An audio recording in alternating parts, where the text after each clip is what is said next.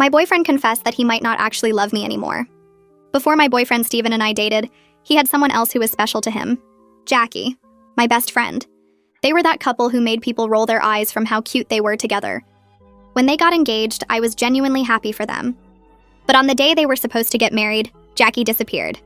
There was no call, no text, no explanation, just gone.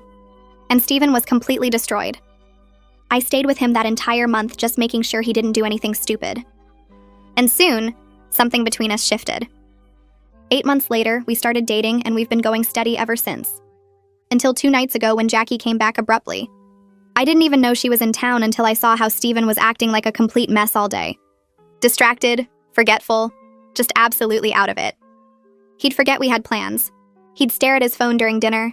He'd zone out mid-conversation like his mind was somewhere else entirely. And it worried me. So that evening, I finally asked him, "Is everything okay?"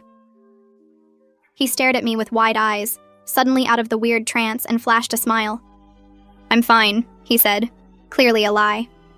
"Is it because Jackie's back in town? I mean, I heard from my mom, but I don't want to talk about her," he snapped. My heart jumped at the sharpness of his words. It was the first time he'd ever spoken to me like that. I bit my lip trying to fight back tears and asked quietly, "Steven, do you still love me?" His face softened immediately. He pulled me into a hug and said yes. He held me tight and told me he loved me, but I felt it in my gut that he was only trying to convince himself that he loved me. I quickly found out just how true his words were the night after. It was supposed to be our anniversary celebration, 3 years together. I got to the restaurant early after work and sat at our usual table. I ordered his favorite wine, laid out the gift I got for him on the table, and waited. An hour passed and I was still there waiting, checking my phone every 2 minutes, worried that something bad happened to him. After 3 hours of sitting there, I finally got a text. "Sorry, can't make it. Something came up." That was it. No phone call, just those 7 words. But I knew exactly where he was. I drove to the park where the 3 of us used to hang out in college, the spot by the lake where we'd stay up talking until sunrise, and I saw them sitting there together on the bench.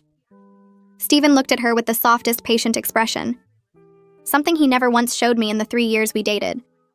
I walked closer but stayed hidden behind the trees, close enough to hear everything. "I can't believe you're really here," Steven said, his voice breaking. "Where were you all this time? Why'd you leave?" "I'm so sorry for everything," Jackie said, placing her hand over his gently.